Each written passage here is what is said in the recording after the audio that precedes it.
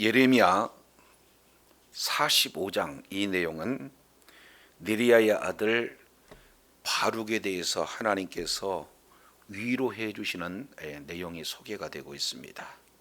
그래서 크게 핵심 네 가지 내용이 소개가 되고 있는데, 하나님의 말씀을 맡은 자요, 그리고 하나님의 말씀대로 순종하고자 하는 자에게 반드시 큰 고난이 따르게 됩니다.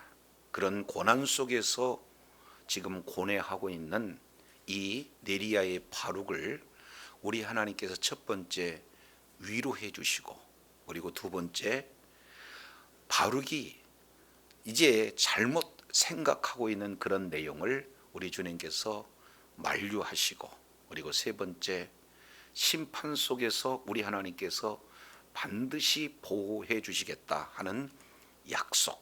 그래서 크게 위로와 만류와 그런 약속에 대한 내용이 오늘 예레미야 전체 내용의 핵심이 되어집니다. 자, 45장 1절, 유다의 요시야 왕의 아들 여호야김 넷째 해에 그랬습니다.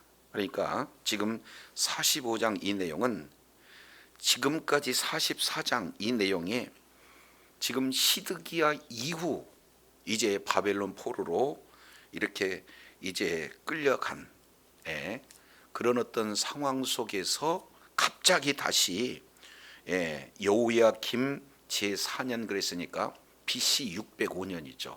이 내용은 바벨론 침공 바로 직전에 지금 기록된 내용이에요.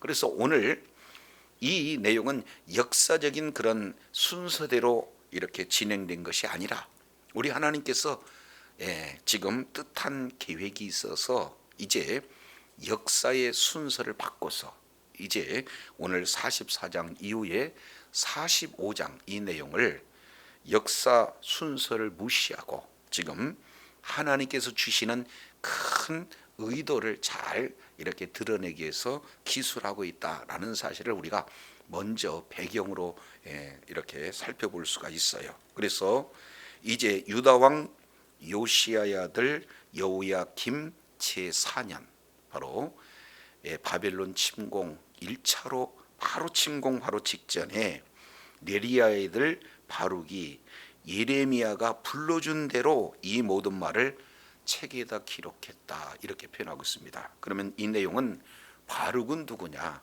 바로 이 예레미야의 그 구전, 전해준 그 내용대로 자기 생각을 가감하지 않고 오로지 하나님의 말씀을 대언했던 선지자 예레미야가 불러준 그대로 기록한 바로 개인 서기관이었다라는 사실을 살펴볼 수가 있습니다. 그래서 36장 26절 여기서 나타나는 바룩은 바로 서기관 이렇게 기록이 되고 있어요. 그래서 개인적으로 수종을 들고 또 개인적으로 서기관의 그런 사명을 잘 감당했던 이 바룩이 이제는 예레미야가 불러준 그대로 지금 말을 이 하나님의 말씀을 잘 지금 기록하고 있는 그 상황 속에서 선지자 예레미야가 그에게 말했다, 지금 이렇게 표현을 하고 있어요.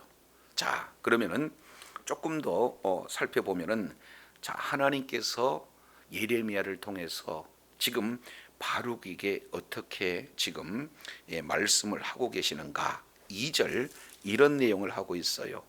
바룩아, 여기서 바룩아라고 하는 이 내용은 하나님께서 직접 바룩의 이름을 친히 불러주심으로 위로해 주셨다라는 사실을 우리가 정황상 볼 수 있어요.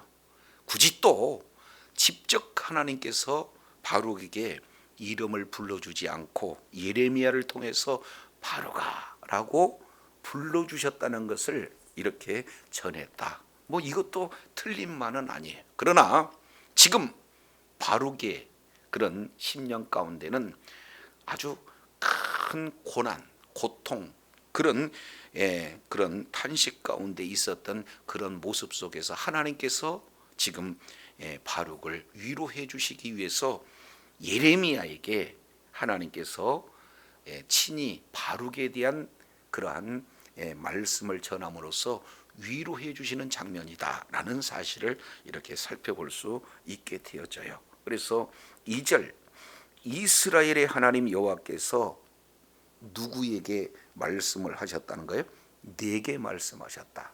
아주 특별한 경우죠. 그래서 하나님은 선지자 예레미야를 통해서 이제 직접 바룩에게 얘기하지 않고 예레미야를 통해서 하나님의 말씀을 대언하시는 것을 살펴볼 수가 있어요. 그러니까 이 예레미야는 이제 많은 사람들에게 하나님의 말씀을 대언하기도 하지만 또 어떻게 돼요?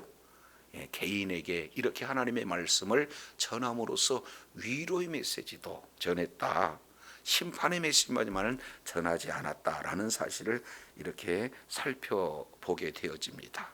자, 그러면 어떻게 해서 우리 하나님께서 예레미야를 통해서 위로해 주시는가 하는 내용이 3절에 잘 이렇게 기록되고 있습니다. 3절 보시죠. 내가 일찍이 말하기를, 그러니까 여기서 너라고 하는 내용은 누가 되는 겁니까?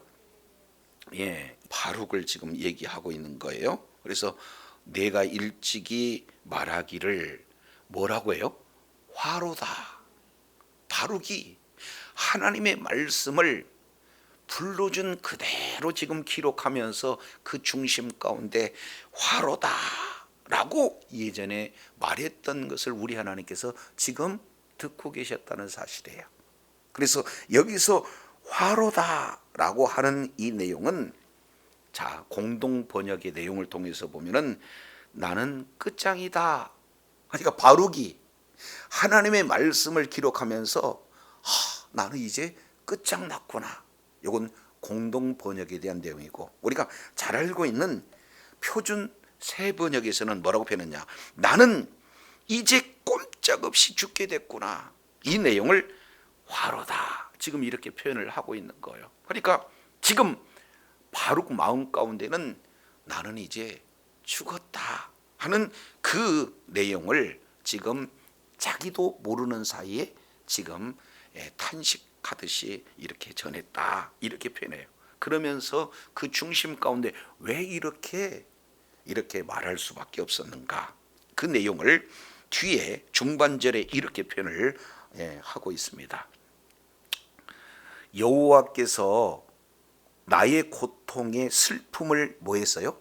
더했다는 거예요. 지금 나는 고통 가운데 있는데 그 고통에 우리 하나님께서 슬픔을 더해서 나는 죽었다, 나는 끝장났다, 지금 나는 화로다 지금 이런 고백을 했다고 말하고 있는 거예요. 그러면은 어떤 고통이 있었길래 이런 탄식을 할 수밖에 없었을까 하는 그 내용을 우리가 이제 예레미야 전체 이 내용을 통해서 살펴보게 됩니다. 자, 이 내용을 이해하기 위해서는 자, 예레미야 36장 이 내용을 살펴볼 필요가 있어요. 자, 예레미야 36장 이 내용은 오늘 탄식하고 있는 그 배경을 잘 설명을 해주고 있습니다. 자, 똑같은 내용이에요.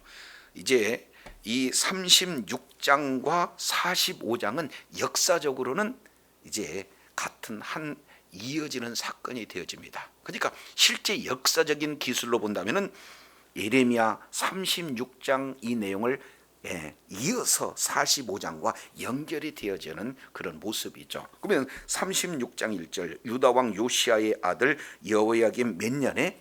4년에, 똑같은 4년에 있었던 내용이에요. 여호와께서 예레미야에게 말씀이 임하시니라. 이르시되 너는 두루마리 책을 취하여 내가 네게 말하는 날 곧 요시야 날부터 오늘까지 이스라엘과 유다 열방에 대해서 나의 내게 이른 모든 말을 그것에 뭐하라? 기록하라. 지금 이렇게 말하고 있어요. 자, 그러면 기록한 내용이 뭡니까? 유다 족속이 내가 그들에게 내리려고 한 모든 재앙을 듣고 각각 악한 길에서 돌이킬 듯하니라. 그리하면 내가 그 죄와 그 악과 죄를 사해 주겠다 이렇게 표현하면서 이에 예레미야가 네리야의 아들 바룩을 부르매 바룩이 예레미야를 뭐예요? 불러준 그대로 여호와께서 그에게 이르신 모든 말씀을 두루마리 책에 기록했다 이렇게 표현하겠습니다. 그래서 기록하고 하는 그 내용뿐만 아니라 5절 이하 내용을 보면 예레미야가 바룩을 명해서 지금 5절에 보니까 기록한 그 내용을 이제 금식일에 백성들 귀에 낭독하고 모든 성에 온 그런 자들의 귀에도 낭독해라. 그래서 그 말에 순종해서 8절 네리야의 아들 바룩이 하나님의 말씀을 다 이렇게 낭독했다 이렇게 표현을 하고 있어요. 자, 그러면은 첫 번째, 왜 이 바룩의 마음 가운데 고통이 있는데 우리 하나님께서 그 고통의 슬픔을 더해 주시니까 화로다, 나는 죽게 되었다 라고 이렇게 왜 표현을 할 수밖에 없었을까 하는 그 내용을 쭉 이렇게 살펴보게 되면은, 자 이제 10절입니다. 바룩이 그 책을 낭독을 하는 장면이 소개가 되고 있고, 13장 미가야가 바룩의 백성의 귀에 책을 낭독할 때 그들은 모든 말로 이제 이렇게 고했어요. 그래서 그 결과 나타나는 그 내용은 어땠습니까? 자, 23절 내용을 통해서 보시죠. 여우디야가 3편 4편을 낭독하면 왕이 작은 칼로 그것을 베어 가지고 화롯불에 뭐예요? 그 두루마리를 태우는 그런 어떤 내용이 되어져요. 자, 이런 일들이 지금 계속돼서 32절 이에 예레미야가 다른 두루마리를 취하서 네리야의 아들 서기관 바룩에게 주매 그가 유다 왕 여호야김의 불사른 책의 모든 일을 예레미야가 또 전해준 말 그대로 뭐 했어요? 기록했다 하는 이 내용입니다. 그래서 하나님의 말씀이 첫 번째는 어떤 내용인가? 내용을 이렇게 살펴봤더니 이스라엘 백성들에게 위로는커녕 어떻게 돼요? 예루살렘은 다 불살라질 것이다. 그리고 이제 왕은 잡혀가고 포로로 끌려가겠다 하는 심판 내용을 예레미야는 하나님께 이제 이렇게 말씀을 받고 그걸 불러준 대로 기록한 서기관, 지금 바룩이 생각했을 때는 본인이 기록은 하고 있지만 그 내용이 너무 위중한 심판에 대한 내용으로 뭐예요? 가득 찬 그런 내용이 되어집니다. 그리고 기록할 때 그 마음에 벌써 심판에 대한 두려움이 가지고 있잖아요. 그런데 이 내용을 가서 그대로 낭독하는 일도 이제 바룩을 통해서 지금 낭독하게 되는 거예요. 왜 그랬습니까? 예레미야는 시위대에서 지금 잡혀져 있기 때문에 받아서 그 말씀을 증거하는 내용.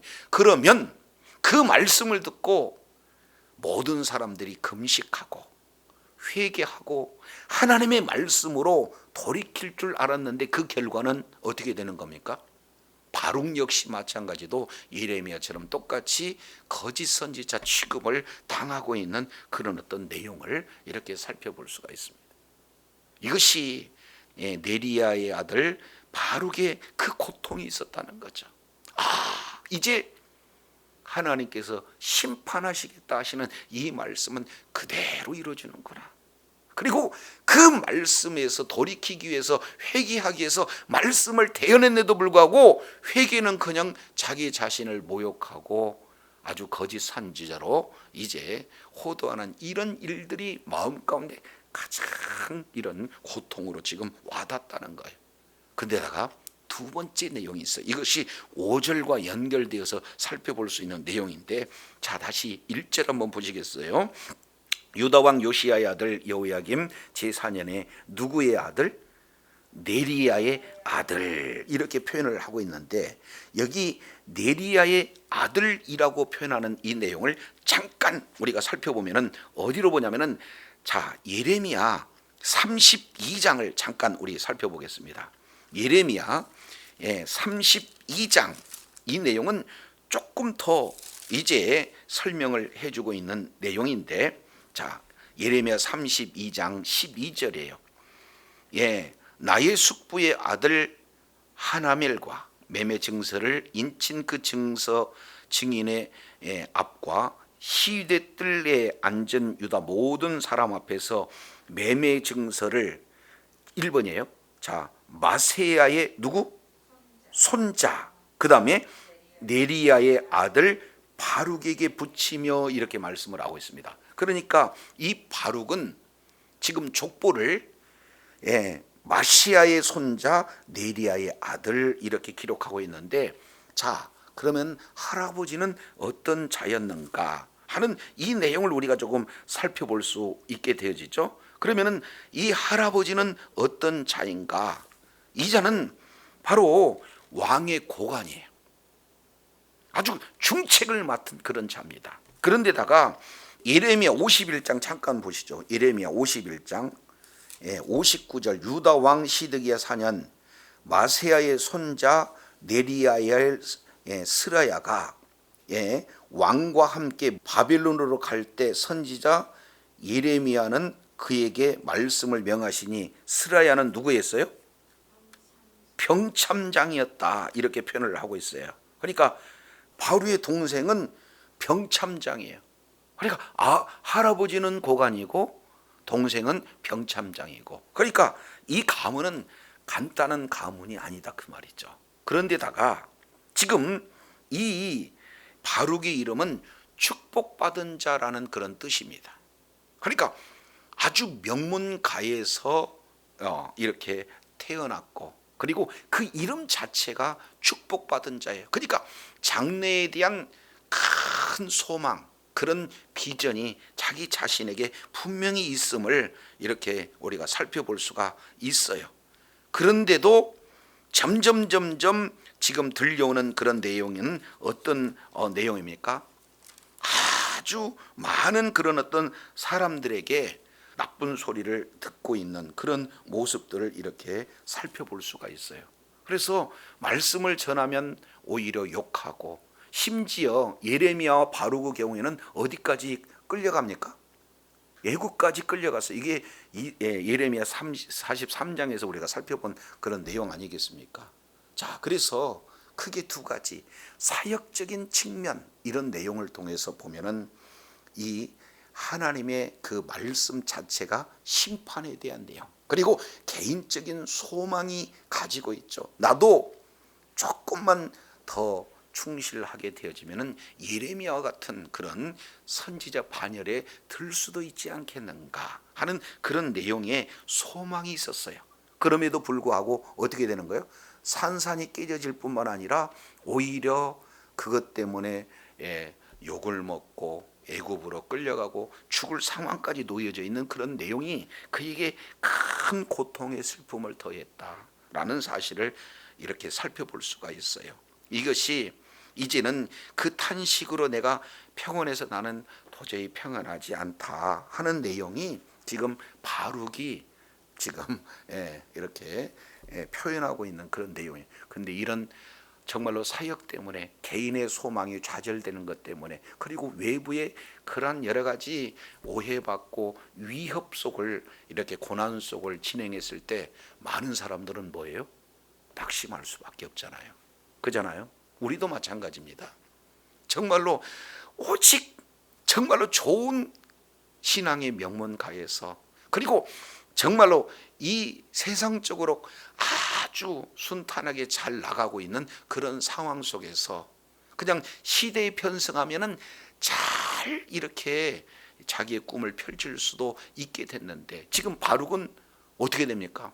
예레미야에게 개인 사실은 수종자로서, 개인 서기관으로서 이렇게 사역을 하는 그 내용은 왜 그러냐? 말씀을 붙들었고 말씀대로 살려는 그런 몸부림 때문에 나오는 이런 여러 가지 어려움을 지금 개인적으로 탄식하고 있는 그런 모습들을 살펴보게 됩니다. 자, 그런데 이게 공교는 탄식이 아니잖아요. 그런데 우리 하나님께서는 그 탄식을 들어요, 안 들어요?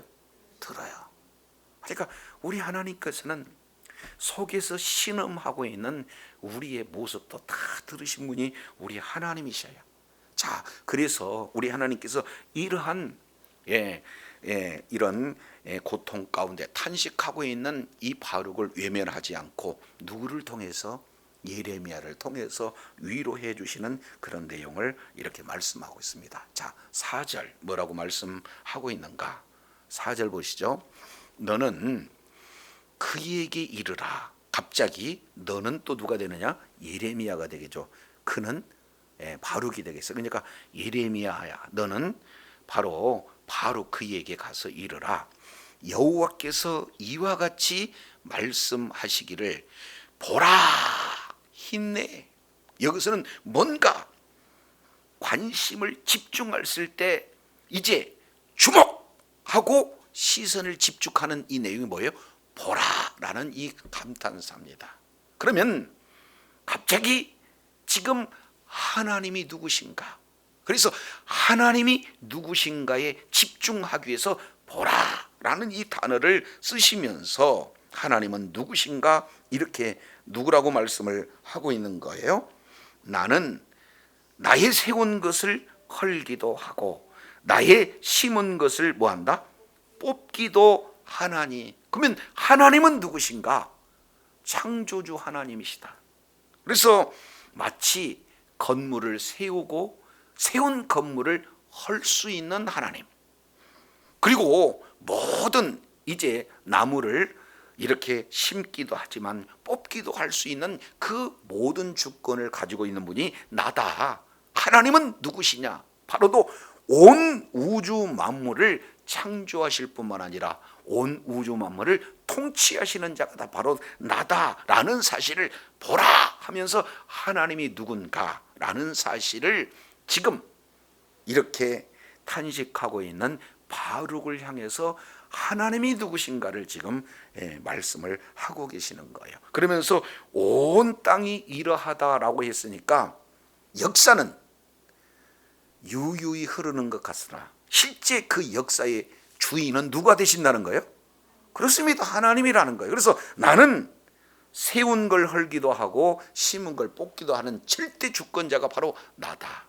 이것이 온 역사의 주관자가 바로 나다라는 사실을 분명히 이렇게 말하고 있는 것을 보게 되어져요. 그렇다면 지금 하나님의 주권을 바르게 받아들인다면은 큰 어려움이 있다 할지라도 내가 하나님의 주신 사명을 묵묵히 감당한다면 탄식할 이유가 있습니까? 없습니까? 없어요. 어려움이 따른다 할지라도, 그리고 오해가 있어서 손해가 이제에 따른다 할지라도 하나님께서 하나님의 일을 하시는 일에 그 어마어마한 그 사역에 나를 쓰신다? 감사할 일이라는 거죠. 그런데 하나님의 그 주권을 인정하지 못하면 때로는 우리는 뭐예요?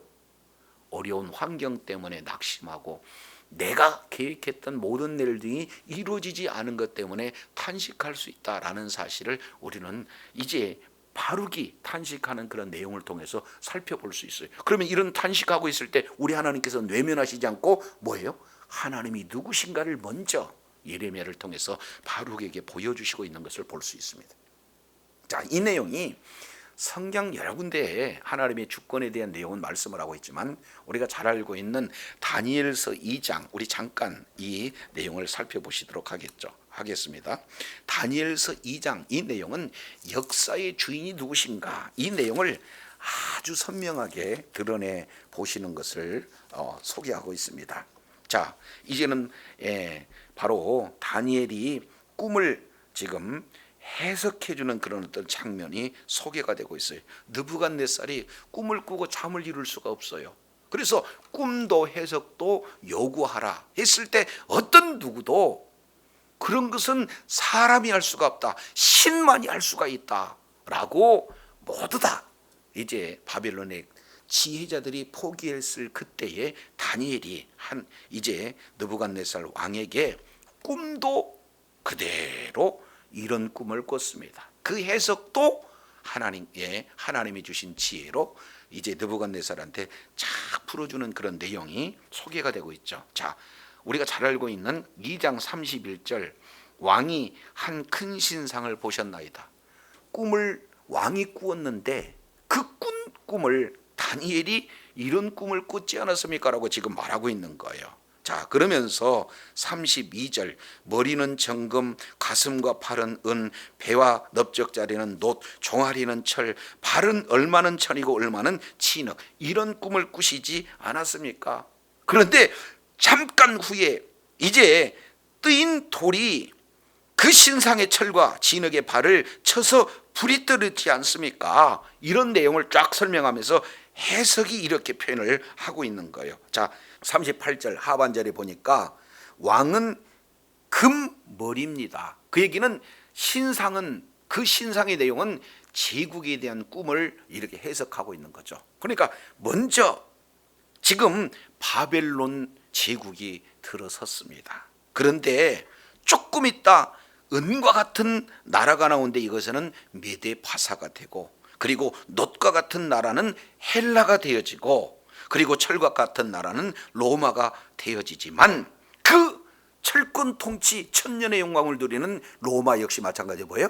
산산이 부서질 때가 있는데 그 이후에 이제는 바로 한 나라가 임하는데 그 나라가 바로 하나님의 나라입니다 라는 사실을 이렇게 해석하면서 이 세계의 모든 제국들의 흥망성사, 이 내용은 바로 우연한 역사가 아니고 사람들에 의해서 기록된 내용이 아니라 모든 주권은 누구에게 있다는 사실이에요? 하나님의 주권에 있다는 그런 사실을 다니엘을 통해서 지금 느부갓네살 왕에게 보여주고, 그리고 다니엘을 통해서 오늘날 우리도 진정한 역사의 주인이 누구냐? 바로 하나님이다라는 사실을 이렇게 보여주고 있는 모습을 살펴볼 수가 있어요. 그래서 나는 세운 것을 헐기도 하는 자다, 나는 심은 것을 뽑기도 하는 자다, 이런 내용이 온 땅에 동일하게 적용된다. 그래서 실질적인 역사의 주인은 바로 나다라는 사실을 말씀을 하고 있어요. 그렇다면 지금 바빌론이 1차 침입, 2차 침입, 3차 침입, 4차 침입 연결이 돼서 1차, 2차, 3차, 4차 포로로 끌려가고 이런 모든 내용이 절망 상황입니까? 아니면 그렇게 하신 하나님께서 헐기도 했다면 또 세울 수도 있는 하나님의 주권 아니겠습니까? 그렇기 때문에 하나님의 주권을 인정한다면 그러한 내용을 가지고 우리는 하나님의 그 선한 계획에 세워진 그 상황 속에서 사역을 잘 감당하는 것이 우리들의 몫이지, 그것 때문에 낙심하고 좌절할 이유는 없다는 거예요. 이것을 정확하게 지금 보여주는 겁니다. 자, 그러면서 5절 만류하고 있는 내용이 소개가 됩니다. 자, 내가 너를 위하여, 다시 내가 누구를 위하여? 너를 위하여 큰 일을 찾느냐? 그러면은 결국 바룩이란 자는 뭘 찾고 있었다는 거예요? 큰 일을 찾고 있었다. 지금 이렇게 표현하고 있습니다. 그러면 여기서 큰 일이라고 하는 이 까돌이라는 단어인데, 이 큰 일은 대개 크게 두 가지 측면에서 이렇게 성경에서 기록하고 있습니다. 그 첫 번째 내용은 위대한 사역을 할 때 큰 일 이렇게 진행을 합니다. 자, 그래서 아주 원대한 일에 바룩은 쓰임을 받고 싶은 마음이 마음 가운데 간절한 거죠.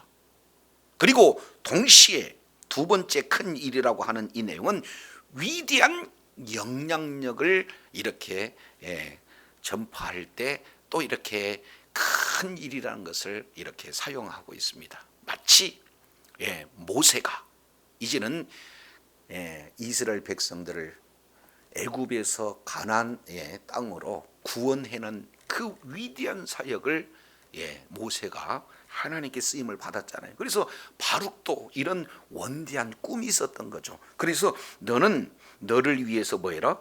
큰 일을 찾느냐, 지금 이렇게 표현하고 있습니다. 이게 우리들의 현 주소예요. 그래서 이 바룩의 모습을 보면서 잠시 또 저의 모습도 발견을 해봐요. 그러니까 세상에서 많은 사람들에게 인정받고 싶고, 그리고 많은 사람들이 부러워할 수 있는 큰 뭔가 결과물을 나타내고 싶고, 그리고 또 유명해지고 싶고, 이런 내용이 각각 사람들마다 나름대로의 소망과 비전을 가지고 있잖아요. 그런데 우리 하나님께서 지금 만류하고 계시는 거죠. 내가 누구를 위하여? 너를 위하여. 목적이 달라요. 방향이 다릅니다. 근데 대부분 사람들은 말로는 하나님을 위하여서 큰 비전을 세운다고는 하지만 내면 깊이 내용을 보면은 하나님을 위해서 하기보다는 나 자신을 위해서, 내 소망을 위해서 내 비전을 하는 그런 경우가 얼마나 많은지 몰라요. 우리 할아버지는요, 왕의 고관이었습니다. 지금 내 동생은 실제 병참장으로 모든 실권을 지금 가지고 있습니다.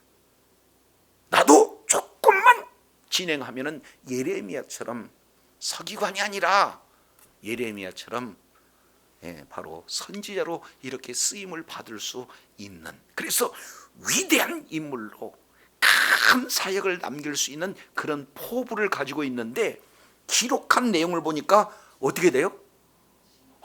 이제 바빌론이 쳐들어와서 나는 내 뜻도 펴지 못하고 죽겠구나 하는 그런 어떤 내용을 지금 그 고통 가운데 탄식하고 있는 그런 어떤 모습이에요. 그러면서 우리 하나님께서 지금 네가 탄식하고 있느냐? 하나님이 역사의 주관자라는 사실을 알면 네가 그런 탄식하지 못한다. 그리고 지금 네가 계획하고 있는 너를 위해서 큰 일, 위대한 영향력을 행사하고자 하느냐? 관둬라. 그거 찾지 말아라. 우리 하나님께서 쓰시고자 하는 그런 용도에 맞게 우리가 순종하게 되는 그 자체를, 많은 일을 했느냐가 이제 우리 하나님께서는 뭐예요? 큰 의미가 없어요. 네가 주어진 사명을 잘 감당하느냐. 크든 작든 이것은 사람들의 평가고, 우리 하나님께서 한 달란트는 한 달란트대로 뭐요? 5달란트는 5달란트대로 우리 주님께서 동일하게 이런 일들을 보시겠다는 거예요. 자, 그러면서 이제 네가 지금 걱정하고 근심하고 있는 내용은 뭐냐? 내가 모든 육체에게 뭐를 내리라? 재앙을 내리라. 유다 멸망을 다시 한번 강조하고 있어요. 이것 때문에 마음에 부담이 있었잖아. 그런데 네가 하는 하나님은 온 우주 만물 이렇게 주관하시는 바로 역사의 주인인 내가 명하는데, 모든 육체가 다 재앙을 맞이할 것이다 라는 아주 엄청난 메시지를 다시 한번 전하고 있어요. 그런데 반전입니다. 그러나 네가 가는 모든 곳에서 내가 너로 생명을 얻게 할 것이다. 마치 노량물을 얻는 것 같이 똑같은 방법으로 내 생명을 얻게 하리라. 그러면은 많은 사람들은 심판을 받지만 너는 뭐 한다는 거예요? 우리 하나님께서 반드시 보호해 주시겠다, 구원해내 주시겠다 하고 마지막 뭐예요? 인감 도장을 찍듯이 여호와의 말이니라, 이렇게 지금 말씀을 하고 있는 것을 볼 수가 있어요. 이것은 예레미야의 구조를 통해서 보면은 이와 똑같은 것이 3번 이렇게 기록되고 있는 것을 볼 수가 있습니다. 자, 잠깐 우리 살펴본다면 예레미야 21장 이렇게 살펴보시죠. 예레미야 21장 예레미야 21장 9절 이렇게 내용을 통해서 보니까, 이 성에 거주하는 자는 칼과 기근과 전염병에 죽으려니와 너를 애운 갈대아인에게 나가서 항복하는 자는 뭐하리라? 살리라.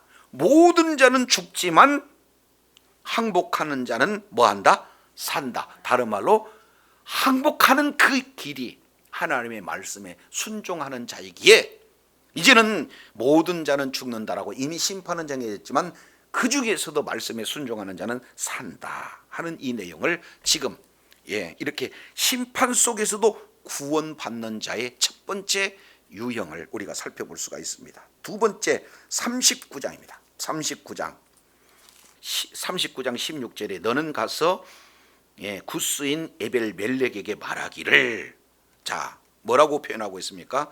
17절 나 여호와가 말하노라 내가 그날에 너를 구원하리니 내가 두려워하는 사람들의 손에 넘겨지지 아니하리라. 내가 반드시 너를 구원할 것인즉 네가 칼에 죽지 아니하고 내 생명이 노량물을 얻음과 같이 되리니 이는 내가 나를 뭐했기 때문에? 믿었기 때문에, 신뢰했기 때문에. 그래서 여기 에벳 멜렉이라고 하는 자가 모든 사실은 자들은 다 심판을 받지만 너는 심판을 받지 않겠다는 하나님의 보호 약속을 받는 거예요. 지금 오늘 내용을 보니까 모든 육체가 다 재앙이 있는데 바룩 너는 반드시 그 생명을 우리 하나님께서 보호해 주 계셨다, 이런 내용이에요. 자, 이 세 가지 내용을 살펴보면 끝까지 환경이 다 절망적인 그런 내용이다 할지라도 환경 때문에 낙심하지 않고 하나님의 말씀에 순종하는 그 자에게 우리 주님께서는 보호해 주시겠다는 약속을 하나님께서 직접 이렇게 말씀으로 시작해서 말씀으로 마침으로 어떻게 돼요? 약속해 주시는 그런 내용이 소개가 되고 있습니다. 그래서 오늘 45장 1절로 5절 이 내용은 사실은 이 바룩에게 대한 위로지만 오늘날 끝까지 환경 바라보는 것이 아니라 하나님의 말씀을 붙들고 충실하게 주의 사명을 감당할 때 여러 가지 어려운 고난 고통 그리고 손해가 오는 그런 자들이 그런 환경이 있다 할지라도 낙심하지 않고 전적으로 하나님을 의뢰할 때 우리 하나님께서는 오늘 바룩을 이제 친히 이렇게 말씀으로 위로해 주시고 그리고 헛된 잘못된 방향을 잡은 그거에 대해서 우리 주님께서 만류하실 뿐만 아니라 모든 그런 심판 속에서도 우리 하나님께서 반드시 생명을 지켜주시겠다는, 보호해 주시다는 약속을 허락하시는 그 대상이 바로 저와 여러분인 줄로 믿습니다. 그래서 주님 정말 오시는 그날까지 우리가 하나님의 말씀을 붙들고 주의 귀한 사명을 감당할 때는 반드시 이제는 악의 세력들, 말씀이 대적의 세력들에 의해서 때로는 손해볼 수 있어요. 모욕을 당할 수도 있어요. 그리고 어려움을 당할 수도 있습니다. 그러나 우리 하나님께서 바룩을 찾아와서 위로해 주셨듯이 끝까지 위로의 하나님의 놀라운 은혜 가운데 보호하심 속에서 정말로 바른 방향으로 하나님 앞에 끝까지 의로운 병리로 쓰임받는 주의 사랑하는 자녀들이 다 되시기를 예수 이름으로 축원합니다. 기도하겠습니다. 거룩하신 하나님 아버지, 오늘 네리야의 아들 바룩을 우리 하나님께서 위로하시는 내용들을 살펴보니 바로 이 바룩이라고 하는 이 자는 하나님의 말씀대로 살고 말씀을 이렇게 잘 기록하는 사명을 갖고 그리고 그 말씀을 대언하는 그 일에 전적으로 헌신을 했지만 그 내용이 너무나 참으로 이렇게 감당하기 어려울 만큼 멸망에 대한 메시지요.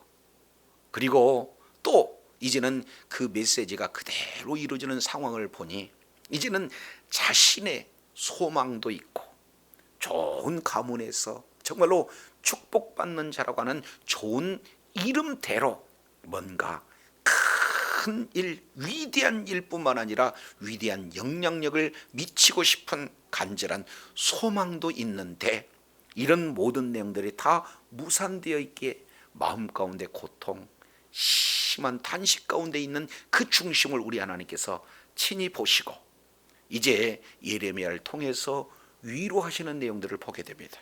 진정한 위로는 하나님이 누구신가? 바로 하나님은 역사를 주관하신 하나님이시다. 바로 세운 것 헐기도 하시고 심은 것 뽑기도 하시지만 뽑혀진 것 다시 심고 무너진 것 세울 수 있는 역사의 주관자가 바로 하나님이시기에 하나님께서 이 시대에 맡겨준 주의 귀한 사명을 감당함으로 그 일이 작든 크든 우리 하나님께 존경에 쓰임받는 그 자체가 하나님 앞에 영광 돌린다는 사실을 우리가 말씀을 통해서 다시 한번 이렇게 깨닫고 끝까지 이제 주어진 사명 잘 감당하고 늘 말씀에 붙들림 바 인생 바로 그러한 상황 속에서 어려움이 찾아온다 할지라도 우리 주님의 주권을 이제 믿고 선포하고 끝까지 주님을 신뢰함으로 말미암아 세상 모두가 어려운 지경에 있다 할지라도 끝까지 우리 하나님께서 보호해 주시겠다는 그 약속의 소유자가 되어 있는 그곳에서 하나님의 나라를 뭐로 이렇게 실감하며 하나님께 영광 돌리는 주의 사랑하는 자녀들 다 되어지도록 은혜 베풀어 주시옵소서. 우리 구주 예수님 이름으로 기도드립니다. 아멘.